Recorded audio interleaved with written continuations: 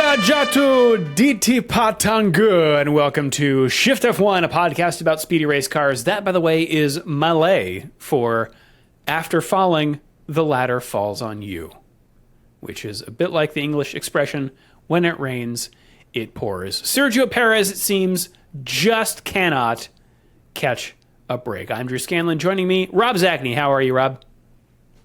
Some people make their own luck. Yes, indeed. Danny O'Dwyer is making hay while the sun shines. He is on assignment this week yet again, but he will be back, I believe, next week from worlds afar.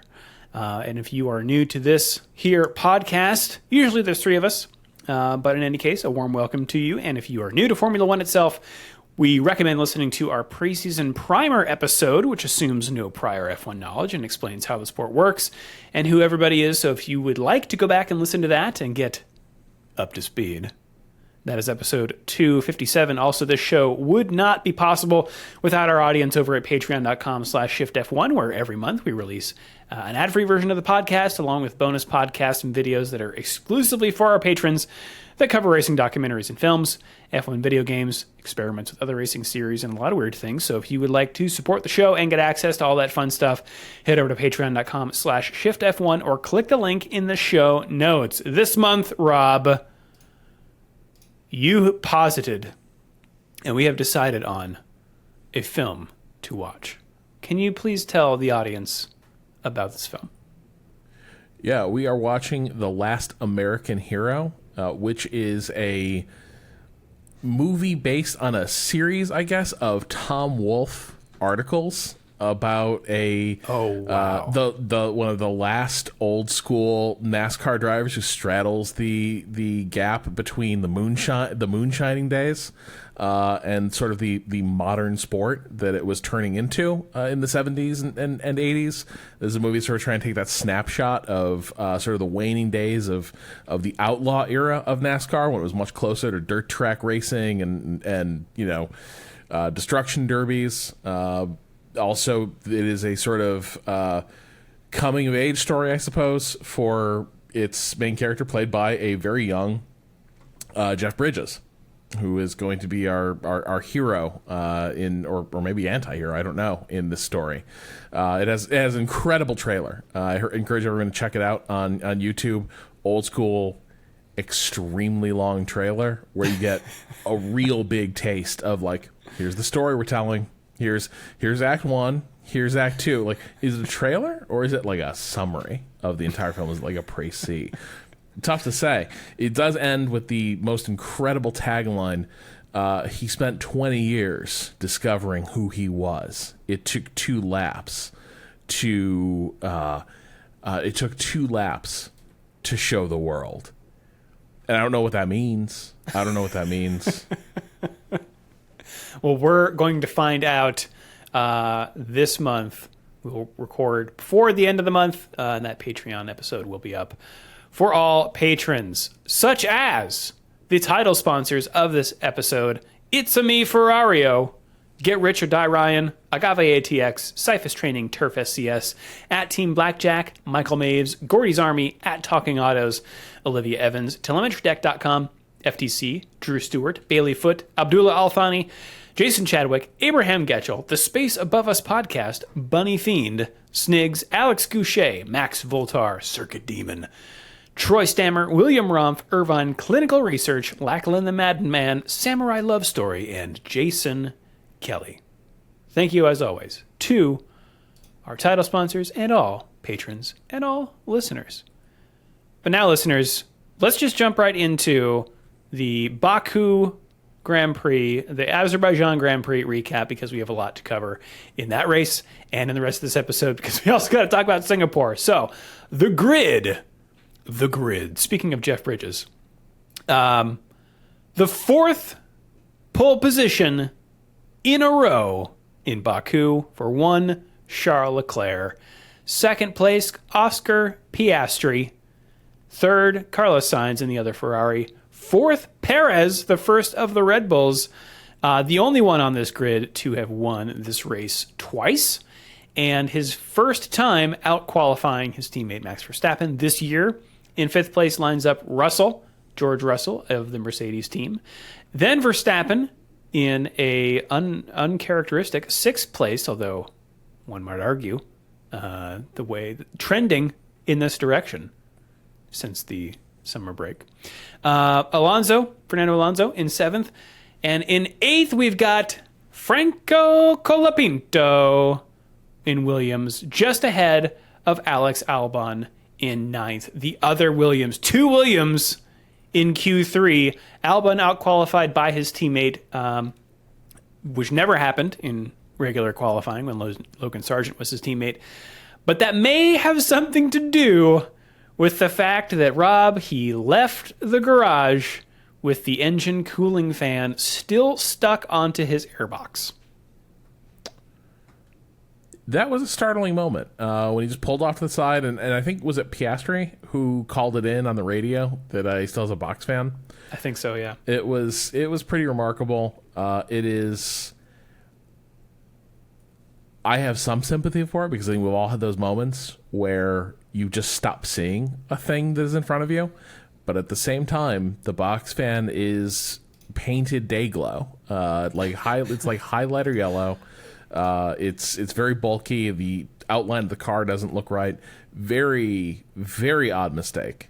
If we're being honest. So I'm going to share with you a video that I found preceding the incident, shot from within the Williams garage, and I'd like to get your reaction to it. All right.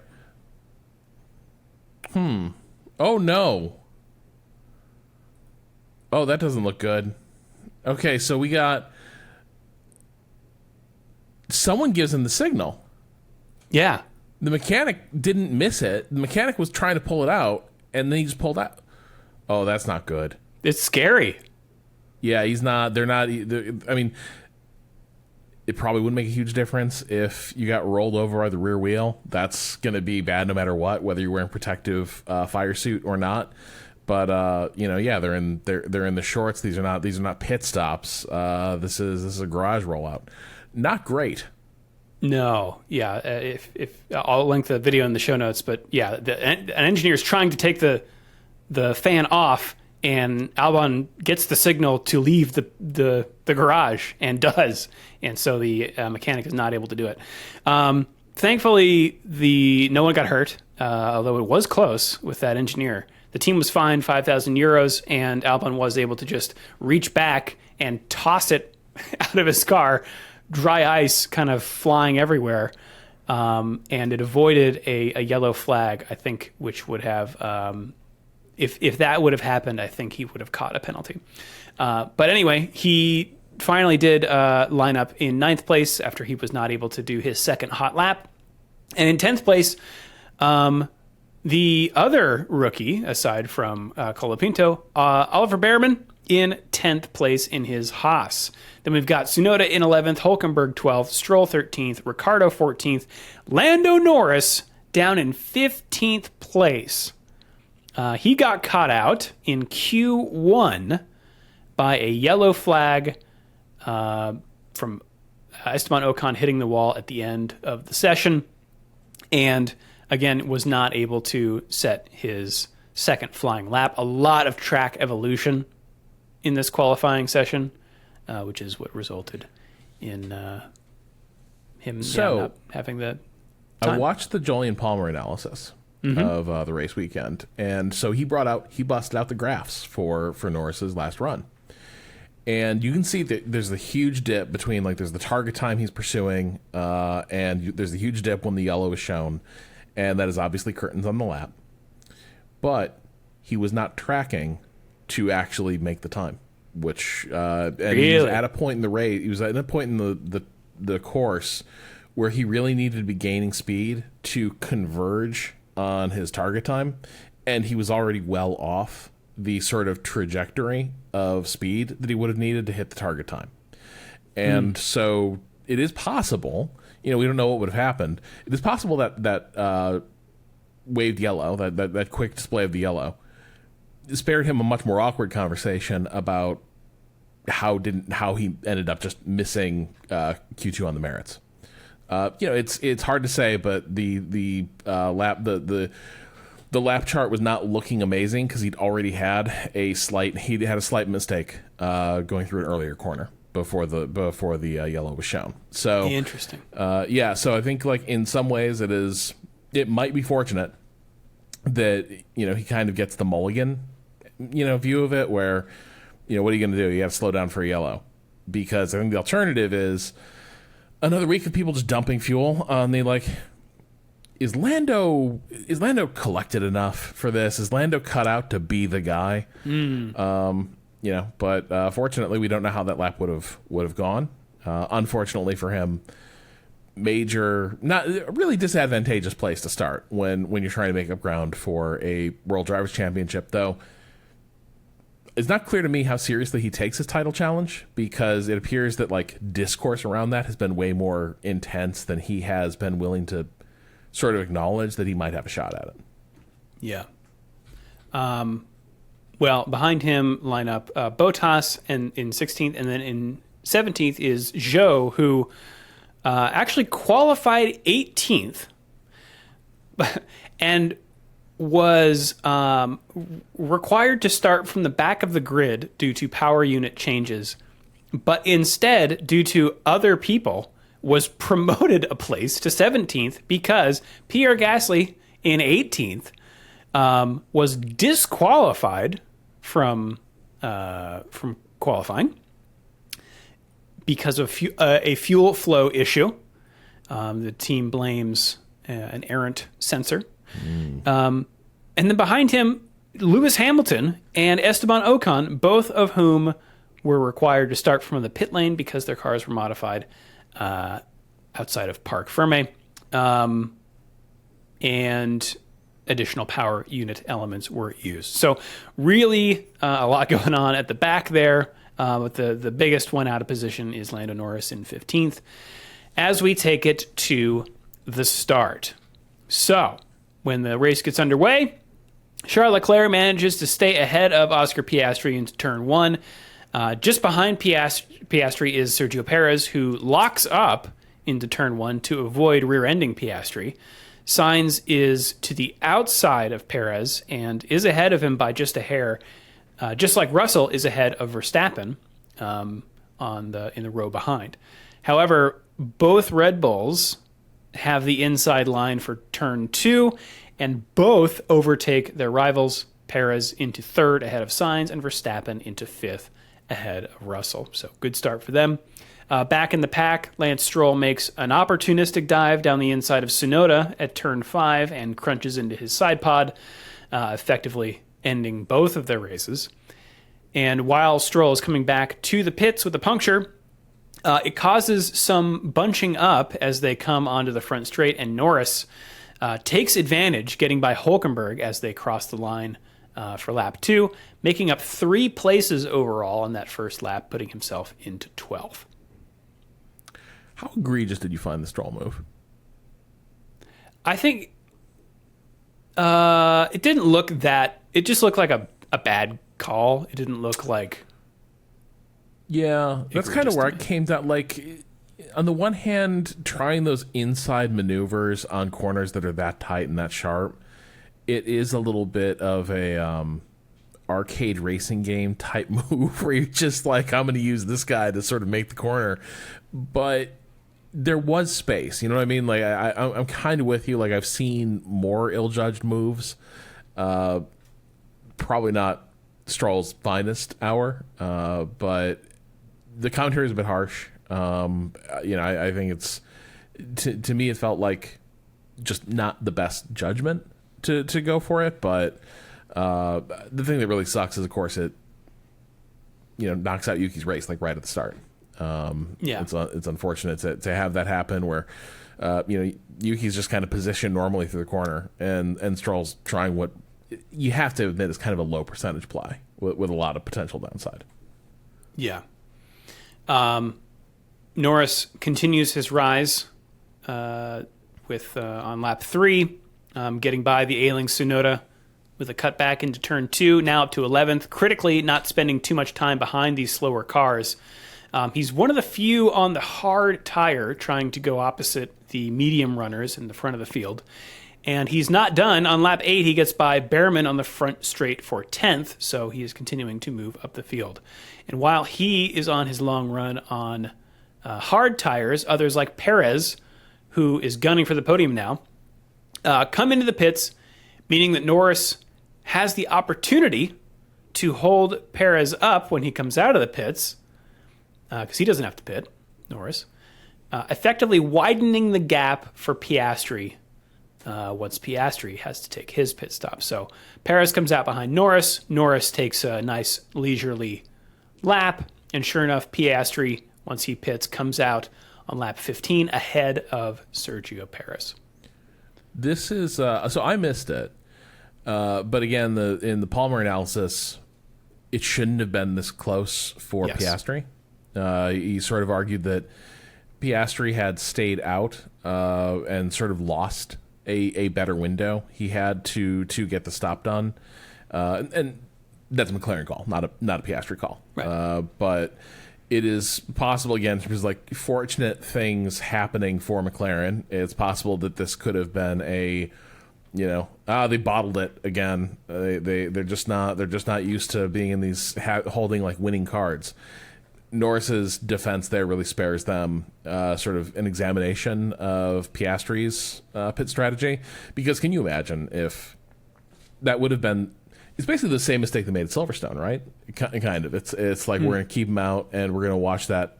It like different because that would have been like closer to a double stack situation. Obviously, at Silverstone there's a different dimension to be considered, but it would have been a similar thing where they keep him out and once again kind of trade away a winning position. So Norris's last ditch defense, holding Sergio back, really does spare the McLaren team probably some awkward conversations and sets Piastri up for not to be battling to get past Perez for the remainder of the race. Yeah. Leclerc, though, running in first, he pits a lap later, and while he does come out still ahead of Piastri, Piastri now has the benefit of warmer tires and apparently superhuman braking abilities, because he gets a DRS run on Leclerc, and as they come down into turn 1, dives up the inside from way back on Leclerc, who it looks like doesn't even see him coming. He makes no defense. Piastri has to defend a little from Leclerc as they head to turn 2, but manages to keep the position. The weird thing about it is it almost doesn't feel like Leclerc was blindsided by it. Is just looking at the positioning of the car, it almost feels like he just was nervous about it. He is so far outside on that corner. That is the part of that's weird to me.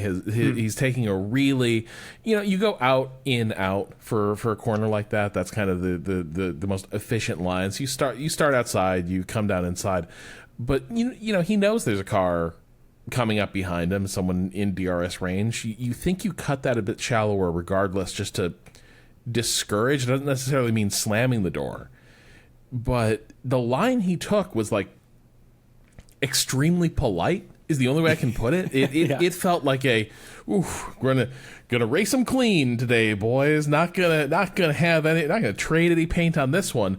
And a little more rub in his racing would have, I think, if Leclerc just if Piastri just has to think twice or like get on the brakes a little bit as he comes into that a little bit more, right? Like to change the angle. This race goes really differently. It was he is so far outside on the into that corner. Maybe he realizes midway through now he can't come in, and that's why he's sort of forced to leave the door swinging wide, because it's so close to even like begin pushing against it. Mm-hmm. But yeah, it was not a stout defense. Very, very, very caught out. Yeah, one reason Leclerc might have not been expecting it, he was pretty surprised that after this, Piastri and Perez were both racing really hard in the middle of the race. We had a lot of race to go yet, and these guys had already pitted, so they were tearing up their tires. So Leclerc was, I think, a little surprised that that was happening. And indeed, it's something that Oscar Piastri's engineer would have agreed with, because after a move before this that was opportunistic, Piastri's engineer basically told him, like, hey, no more like that. But Piastri didn't listen and went for it on Leclerc anyway, and then had to deal with some less than pristine tires for the rest of the race. The other McLaren of Norris, who's continuing his stout defense, this time covering off his championship rival, Verstappen, who had pitted and has now come up behind Norris, still going strong on those old hard tires. Verstappen, though, having a really tough time radioing to his team, my brakes are not working, which you hate to see it. And indeed, we see a replay of him cutting a corner at turn 15 as he is trying to chase down Norris. But on lap 28, with just under half the race remaining, Leclerc has caught up to Piastri again and is hounding him for the lead. Piastri covers the inside of turn 1, forcing Leclerc to go around, then cuts left to defend into turn 2, and for the moment, it works, and Leclerc is unable to pass. And this continues the same way for many laps, with Leclerc trying to pass and Piastri defending, which is thrilling, since Leclerc is so close. And then as a result of these two squabbling, Perez is also able to come and join the party. And that's where Leclerc is like, what are these guys doing? They're just cooking their tires. Elsewhere in the field, the other Red Bull Verstappen is continuing to have a rough day. And on lap 34, Russell gets a run on him on the front straight, dives to the inside of turn 1 and takes 6th place, which becomes 5th once Norris pits a few laps later, finally getting off of those hard tires and onto mediums. It was, the hard was so clearly the advantageous tire to be on, and once McLaren's on the hards were terrific. But I think really impressive drive from Norris for this race. You had the defense against Perez. Also, as the tires were they had to be pretty close to shot when Alban boxed, and I think that sort of released Norris, and that's when his engineers like, this is our time. You gotta set some fast laps here. And he still had enough in the tank to come out in a good position with that pit cycle. So good race performance from Norris. Lap 35 is where I started to feel like Leclerc was never going to get it done, because that is where there's a lot of gamesmanship on the radio, obviously, but Piastri's engineer mentions that from what they could see, Leclerc had worse rears but better fronts. But the problem with that is going to be, to me, that says corner exit is going to be a consistent problem, because you're just going to have a little more slip when you're getting on the power. And exit is how you close the deal, turn 1, turn 2, down to 3. And so, he could get it close coming through the tighter corners of like sector 2, but the primary passing opportunity, it's hard to do what Piastri did, which is just like get the whole thing signed, sealed, and delivered through turn 1. It really seemed like it was going to be a thing where he needed to basically drag race him through down to 2, and maybe coming out of 2 down to 3. And you could sort of just see after each time around, he was just falling away on corner exit, and it started to feel to me like it was not going to happen, because the places that he was starting to lose performance were the decisive ones for getting the job done. It also looks like they were at the very limited performance, right? We saw the replay a couple times of them drifting. Oh my God! Through the same corner. Incredible Beautiful replay shot. Yeah. Also, I thought the whole race looked exceptional. The whole race weekend, like the local time where they were shooting it, like it was like Terrence Malick's Grand Prix. Like it was just. And did you notice? Like maybe it's just like the way the cameras automatically adjust for changing lighting conditions. It felt like the sun was just in a perpetual like twilight, like always setting but never actually like getting dark. It was just an exceptionally gorgeous racetrack that I think contributed to sort of dreaminess of a really good race, because they're always like racing down these like streets just like washed in gold. It's incredible stuff. Yeah, the way that the sunlight kind of washes, or like it crystallizes the colors into like two colors, like gold and black. Yeah, it's cool. But yeah, as I mentioned, Norris pitted around lap 38, and with those new medium tires, is able to close down the gap to the struggling Verstappen, who he came out behind. And on lap 49, 2 laps from the finish, Norris gets a run on Verstappen with DRS on the front straight. Verstappen defends to the inside and forces Norris to the outside, but Norris has so much speed, it doesn't matter, and takes 6th place as they head into turn 1. That was a weird moment where the AWS, is always doing the like AWS services and going to predict like a last lap overtake. And it was one of those weird things where it was so clear that Verstappen's pace was degrading as Norris was just continuing to pick up speed. It was like it was going to happen. The window was going to open like lap 47, lap 48. It was just kind of a weird thing where like your thing that's like no one can get the data that AWS does, and it's like appears to not be able to project a trend line appropriately for this sport.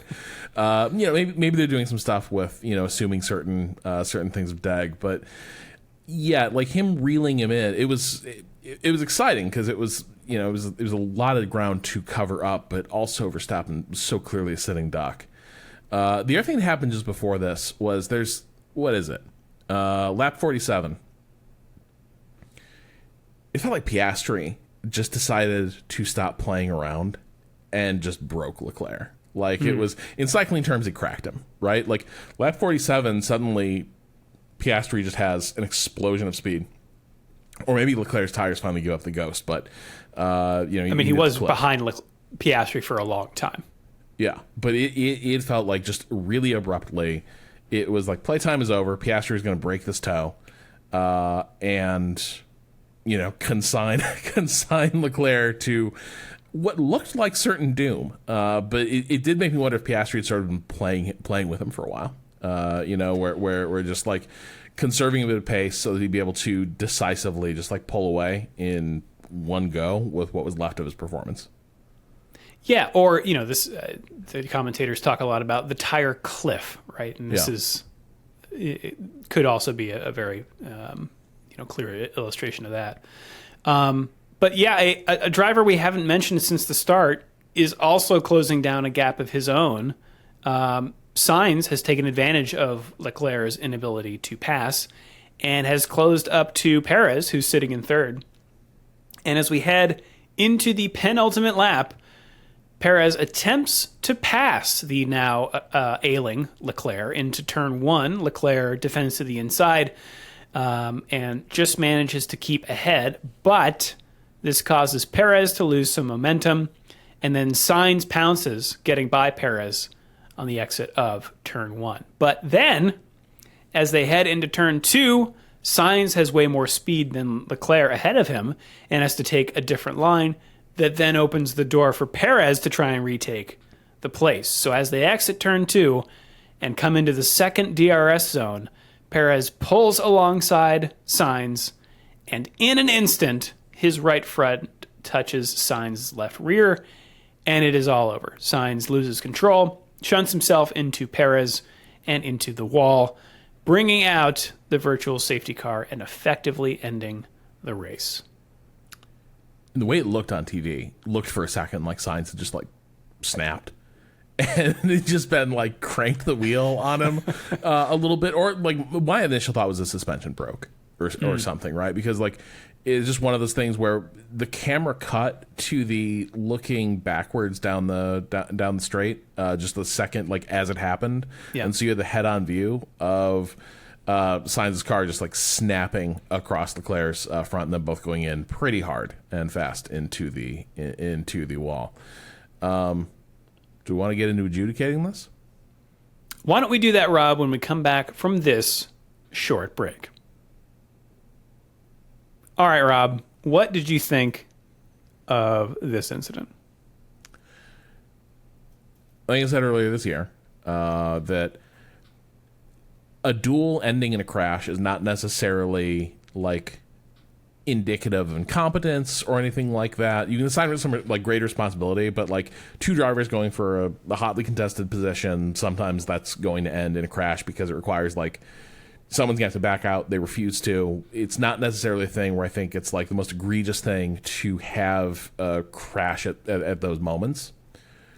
Looking at it on replay, it's really hard to, like, nobody is like really steering into anyone else. Sainz is holding an angle that is slowly shaving shaving like space off of the line that Perez wants to take. He's slowly retaking the center of he's slowly like basically coming a little bit away from the wall down that straight.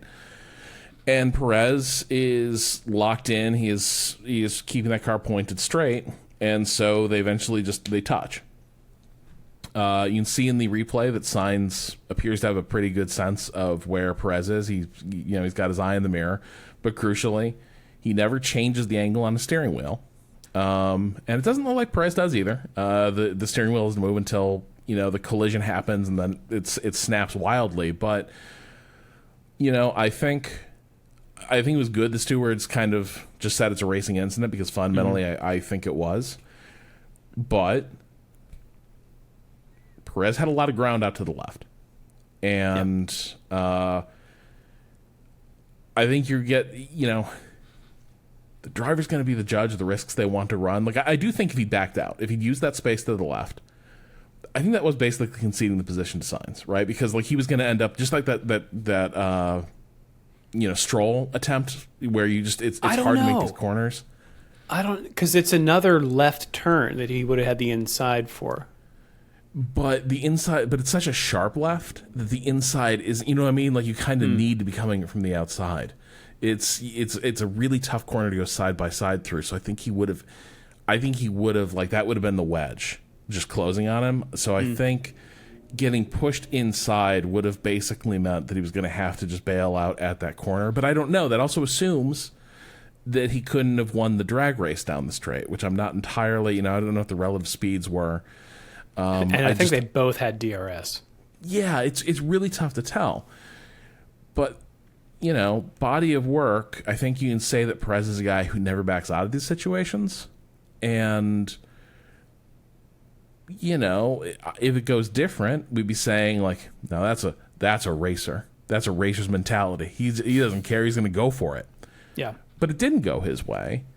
And a lot of times it doesn't go that way for Sergio. Like a lot of times these things do end in some sort of collision. It happened with Ocon back at Racing Point. And so I look at a situation like this, and I don't think it's the most egregious thing, but also, if I'm Perez, it was a great weekend, and everyone was like, "What a great job you did." I'm probably not forcing the issue down that straight. Yeah, I agree wholeheartedly. One note here: so the race does end under virtual safety car. 4 drivers were issued formal warnings for overtaking under virtual safety car, which is not allowed.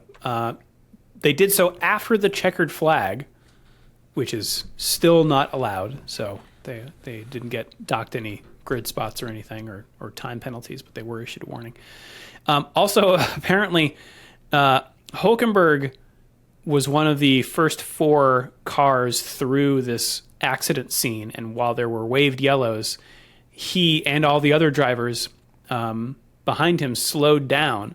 But then when the track was green after that, before the virtual safety car, he was apparently passed by Behrman and Hamilton because he had slowed down more than them. He thought there was going to be a red flag, but it went green after that section, and then they both passed him. So he ended up missing out on points because of that. But yeah, the race winner, Oscar Piastri, his mom was there. Second win for the young Australian.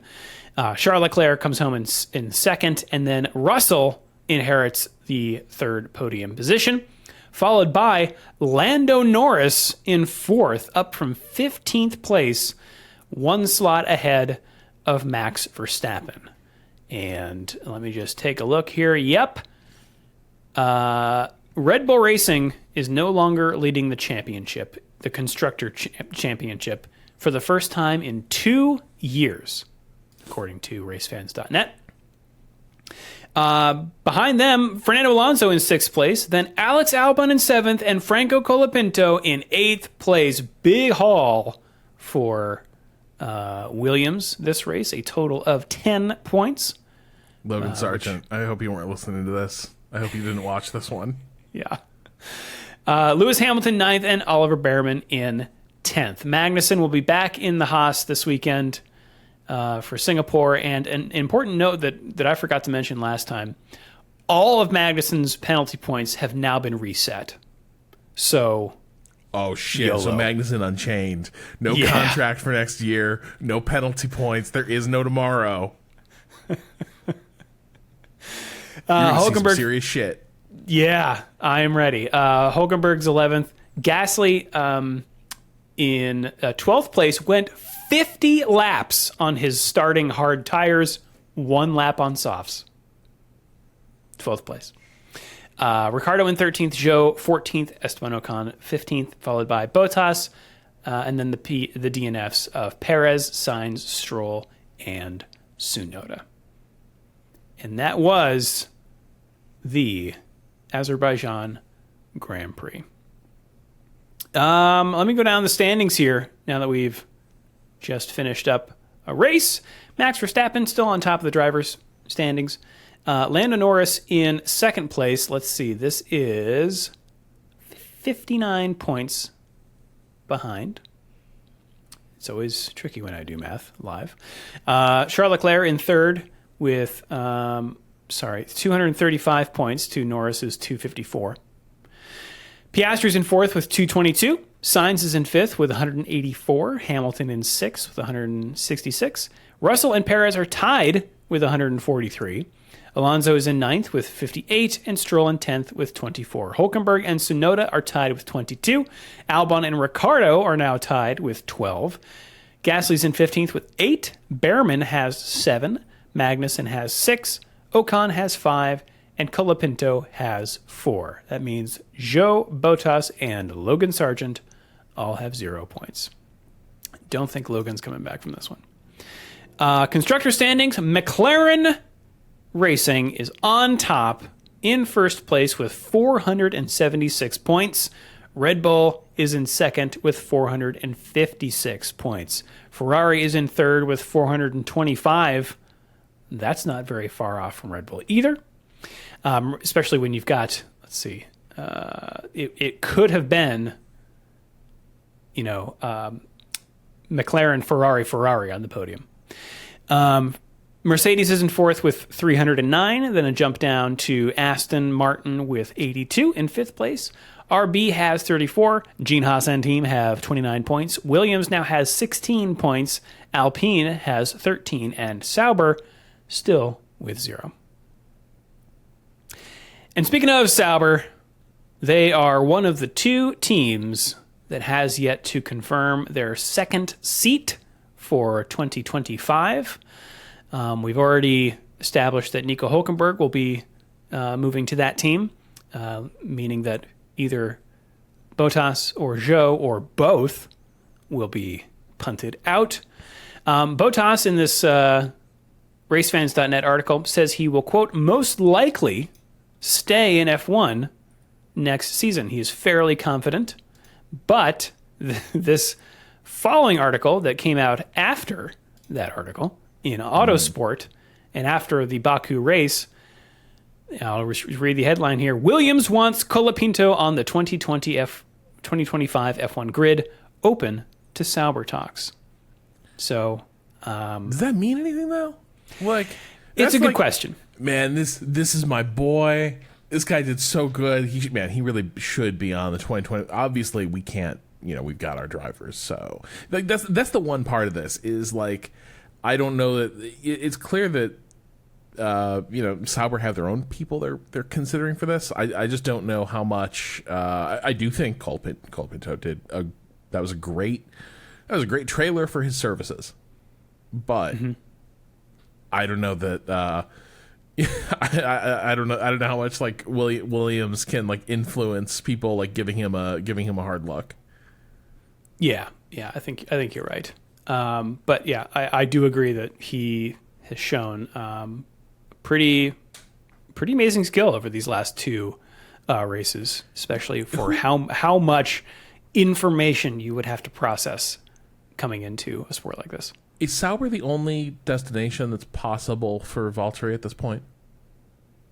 Theoretically, he could sign with RB, the other team.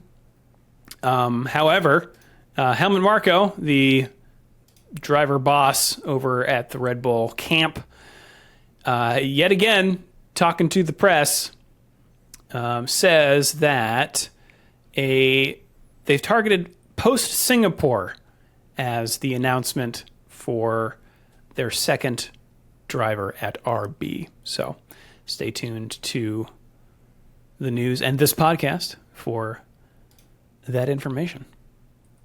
Right now, it's still up in the air between, evidently, Daniel Ricciardo and Liam Lawson are believed to be the frontrunners.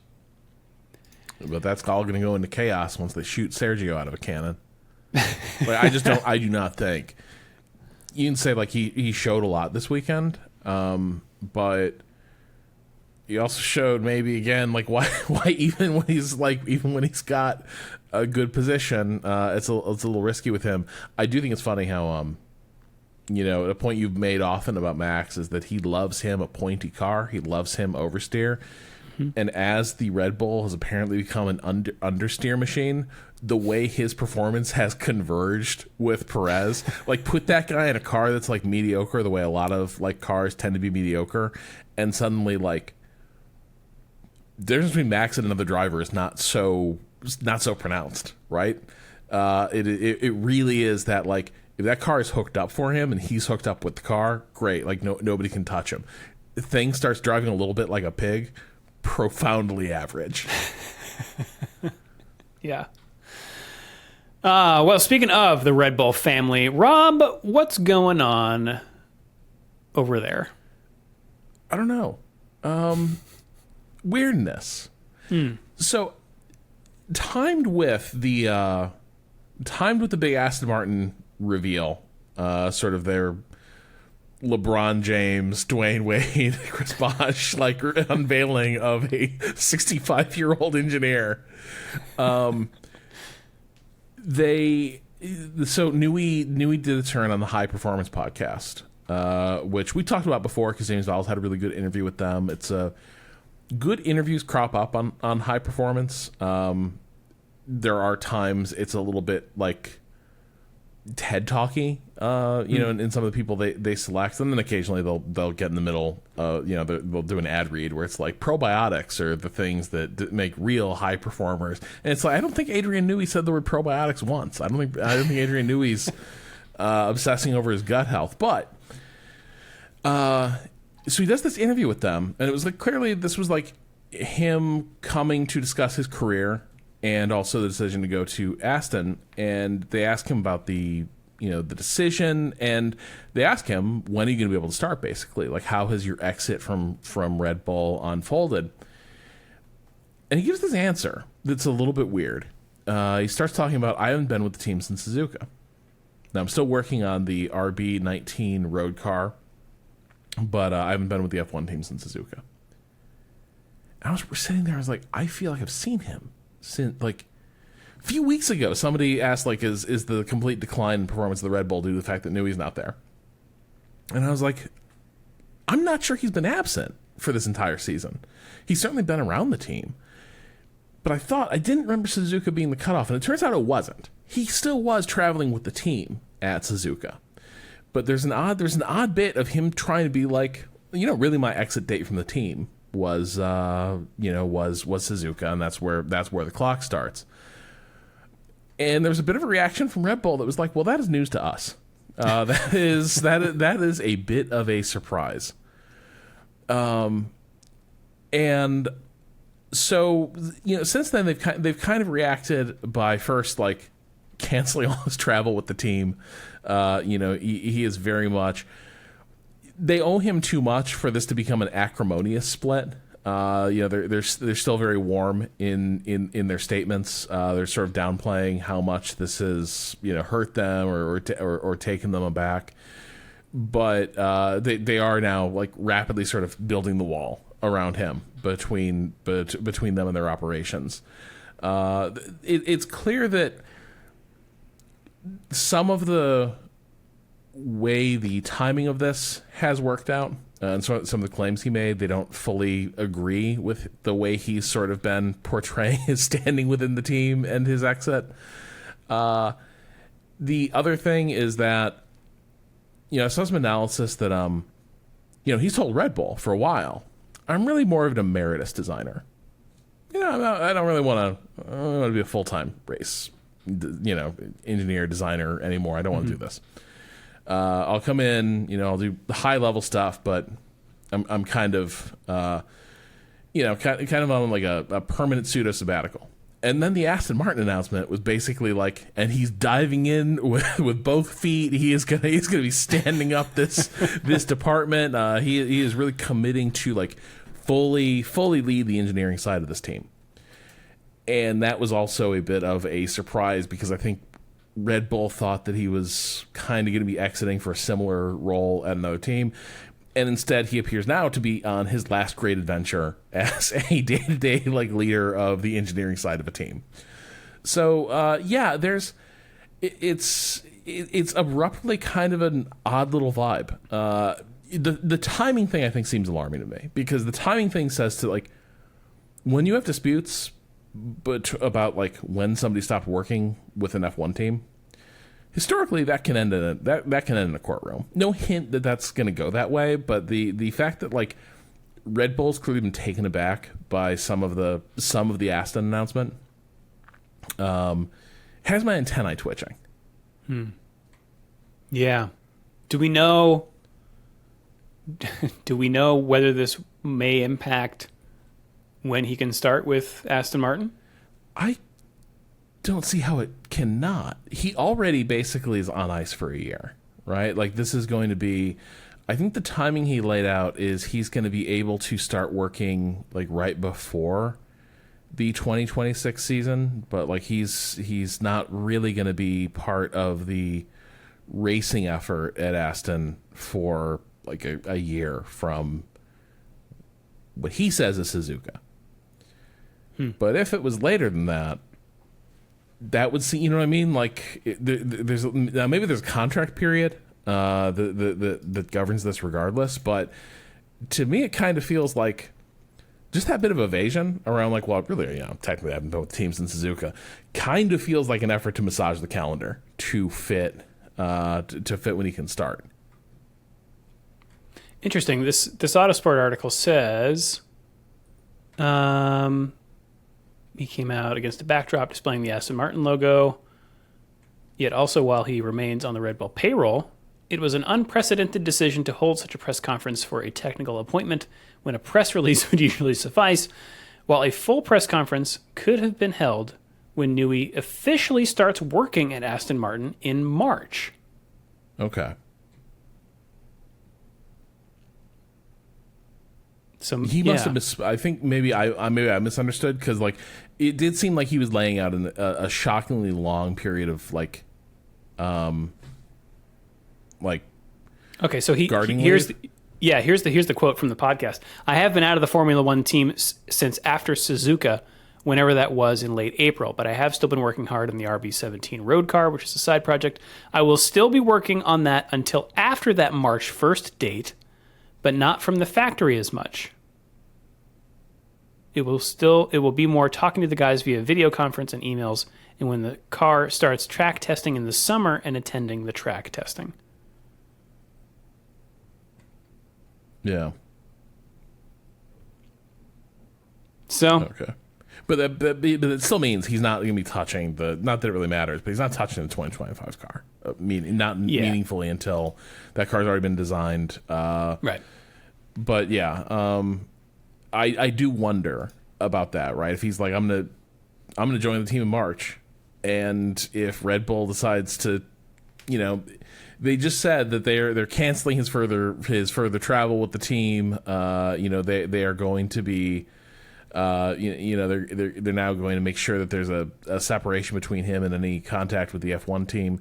If they're doing that right now, I do kind of wonder if they have grounds to fight him on that March 1st day. Maybe they don't. Maybe he was already in the latter stage of his contract.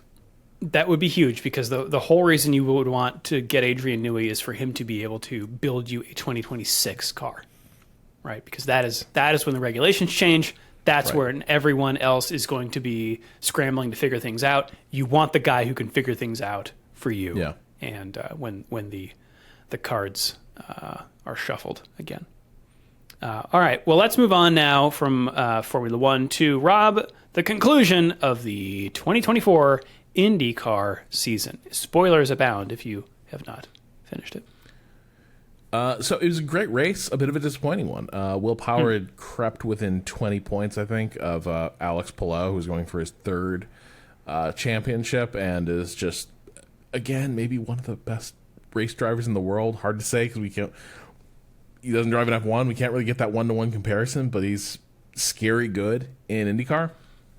So Will Power is going to need to pull some rabbits out of his hat for this race, but it was doable. Except, as the race was going green, he gets on the radio and says his seatbelt came undone. Oh no!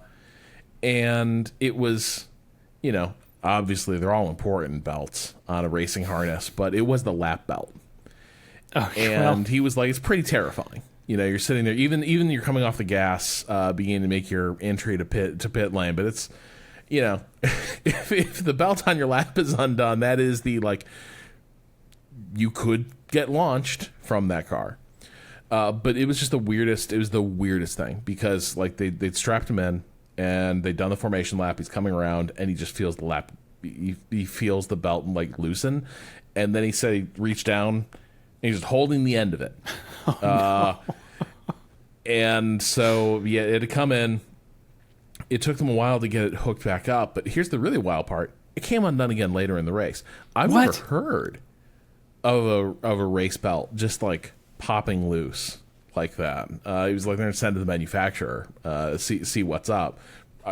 Probably with some pretty choice words. I don't know.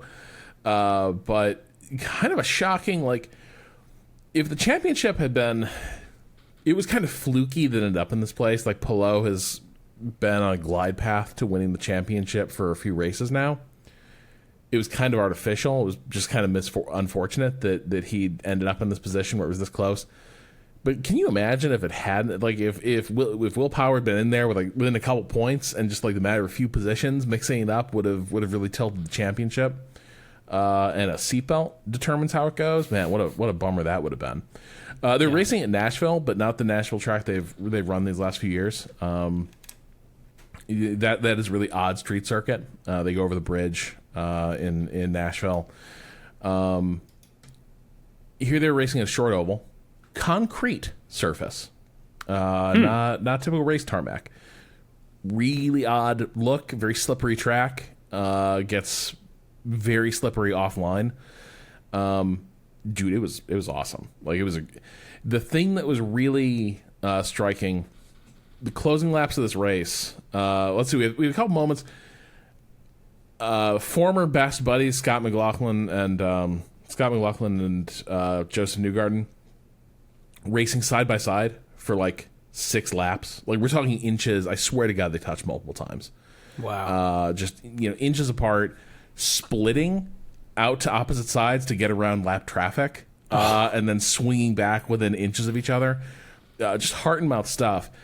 And then Colton Herta, who has flashes of being an untouchably great driver, tends to have a mix of bad luck and I think also bad judgment. Again, kind of making your own bad luck and squandering some of the opportunities your raw talent opens for you. He's never won an oval, and he's won a lot fewer races than you might expect, given how many he's been in position to win. And in the latter stages of this race, he just goes on this tear that it was It was like a chase scene in a movie. I do not know where he found the speed. He just started launching through, again, short oval.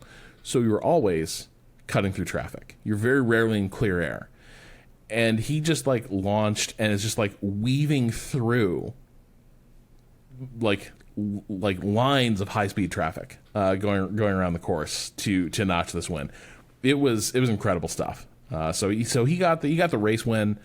It was clearly a huge emotional moment for him. Palou got the championship, and that's kind of where things leave off for the year. I have to say, like, the Nashville Oval was really good. It might have been a better track than the Nashville Street Circuit. But IndyCar, like, it was a bit of an up and down season, but overall, like, it's still a lot of really good racing. I'm hoping that the Fox broadcast next year is gonna showcase the sport effectively, because I think there's a lot of really great stuff there. The field is so competitive. Selfishly, I'm kind of hoping that Valtteri doesn't get to stay in F1. I feel like he's ready, right? Like that mustache, the mullet, like, oh yeah, get over here, buddy. Like this is your destiny. Awesome. Well, glad to hear it. Thank you for the recap. Let's now go from Nashville to the exact opposite, Singapore. Rob, we're going 62 laps around this 4.9 kilometer, 3.1 mile city circuit in Singapore, the city-state of 6 million people that sits just off the southern tip of Malaysia in the South China Sea. This circuit's got 19 official turns, 4 DRS zones, one of which, between turns 14 and 16, is new this year following suggestions from the drivers, and is notoriously hard on the body. Lots of bumps, heavy braking zones, plus the humidity and heat despite the race taking place at night. Drivers have been known to lose as much as 3 kilograms or 6.5 pounds in body weight over the course of a race. That's a race you want to keep that box fan. Like, just jam it down there and be like, this is gonna be riding on my lap. F1 has been racing here since 2008, with the exception of the COVID years, 2020 and 2021, when it became the first F1 night race with about 1,600 floodlights illuminating the track. 2008 was also the year that Fernando Alonso won after his Renault teammate Nelson Piquet Jr. was instructed to intentionally crash, thus bringing out the safety car and allowing Alonso to win. 16 years later, the previously banned Renault managing director Flavio Briatore is back advising Alpine. So we are just coming full circle here around this circuit. The surrounding scenery is stunning at night, although I have a hard time picking out different sections of the track on TV since it all just kind of looks like street. Turn 1 is pretty distinctive and has a lot of runoff that drivers like to exploit, so look for some controversial moves there. It was a pretty exciting race last year. Red Bull struggled while Sainz held off Mercedes with some incredible defense, and then Russell crashed on the final lap. And according to Wikipedia, chance of a safety car, 100%. All 14 previous races have had one. So, given that, I am, again, bullish on the upcoming race. Weather-wise, as we mentioned, it'll happen at night. 9 p.m. local is qualifying. And then we are looking for about 83 degrees Fahrenheit or 28 Celsius with humidity in the low 70%. Precipitation around qualifying time, only 10% chance. That only climbs to 12% at race time, which is 8 p.m. local. And a little warmer temperatures, slightly, 84 Fahrenheit or 29 Celsius. Both days, though, scattered and or isolated thunderstorms. So hopefully those don't disrupt proceedings. But it is a place, very like many other tropical locations, where rain can just kind of come out of nowhere for a brief period of time. But as we head into the Singapore Grand Prix, wanted to run down the standings in our fantasy league, which you can join using the link in the show notes. The podium from the Azerbaijan Grand Prix, number 3, Bonato Steiner Vineyards, which is just a lovely, lovely image. In second, Pepsi Max Fio F1 team. And number 1, Mess is Lore. But overall, maybe some familiar names here. Overall, the standings look like this. In third place, Mad Max Mad. And then a tie between The Fast of Us Part 2 and Alpino Noir. Yeah, that's good stuff. Thanks, everybody. So yeah, you can join the fantasy league in the show notes, or using the link in the show notes. You can also it's getting late in the podcast.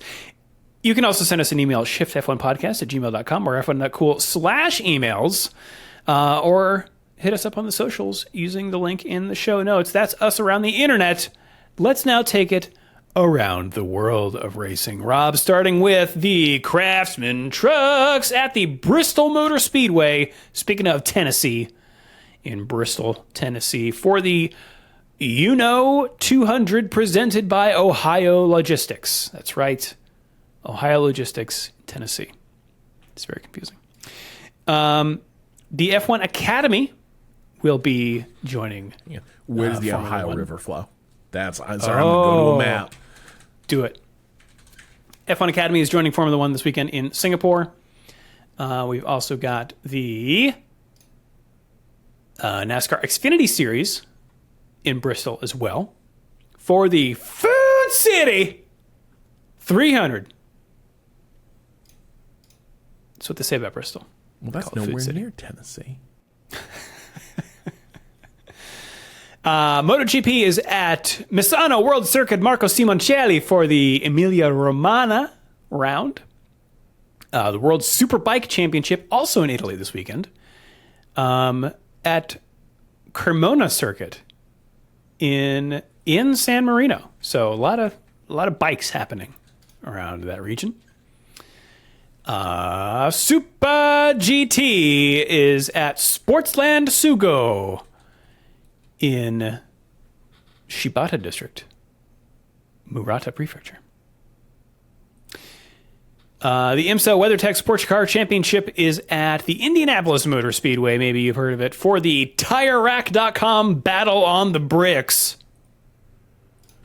The NHRA is at ZMAX Dragway in Concord, North Carolina for the Betway Carolina Nationals.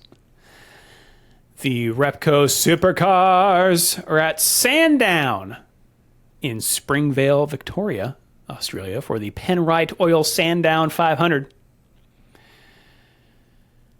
And we got NASCAR. Also not in Ohio, but Tennessee for the Bass Pro Shops night race. A lot of night racing happening this weekend. I hope they have the pyramids illuminated. That's the ones that got the pyramid, right? Bass Pro Bristol? Shops? Oh, I don't know. And that's when the bass come out. And Formula One, maybe you've heard of it. Things kick off Friday, September 20th at 5:30 a.m. Eastern Time.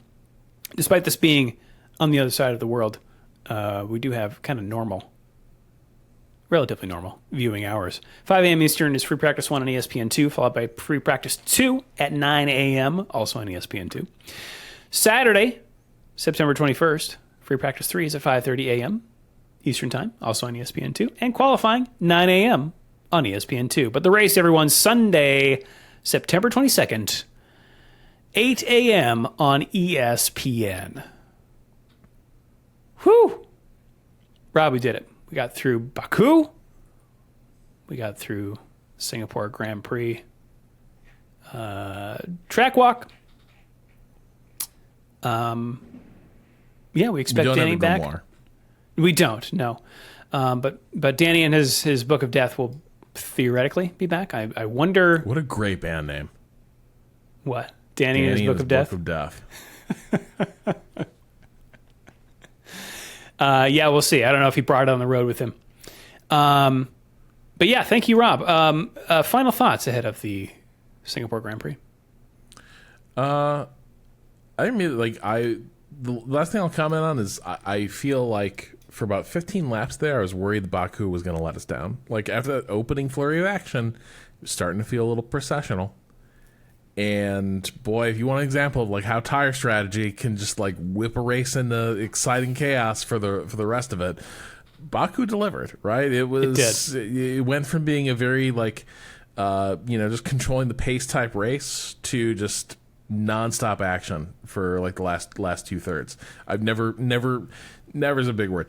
I rarely feel like a race turns around that dramatically in terms of how interesting it's going to be, from kind of a little bit of a sleepy start past the opening to being a really memorable one.